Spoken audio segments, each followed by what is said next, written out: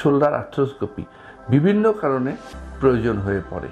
কি কি কারণে হতে পারে? ধরেন যে শোল্ডারের কোনো লিগামেন্ট যদি ছিঁড়ে যায়, সেই ক্ষেত্রে তখন সেটাকে রিপেয়ার করার জন্য শোল্ডার আর্থ্রোস্কোপি দরকার হয়।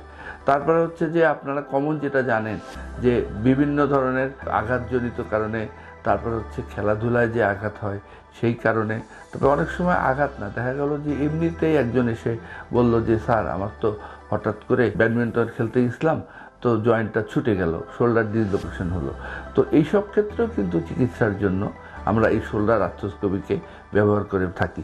তারপরে আরও আছে, যেমন হলো লুজ বডি, কতগুলি টুকরা জয়েন্টের ভিতরে জমা হয়, সেগুলিকে আমরা এই শোল্ডার আর্থ্রোস্কোপি দিয়ে বের করে আনতে পারি। তারপরে ধরেন অনেক সময় আমাদের দেখা যায় যে স্নায়ু, নার্ভের বিভিন্ন রোগ আছে, নার্ভে কম্প্রেশন পড়ে, চাপ পড়ে, তখন কিন্তু আমরা এই অপারেশনের মাধ্যমেই আমরা সেটাকে রিমুভ করতে পারি। এরকম আরও অনেক কারণ আছে যেগুলি আমরা শোল্ডার আর্থ্রোস্কোপির মাধ্যমেই চিকিৎসা দিতে পারি।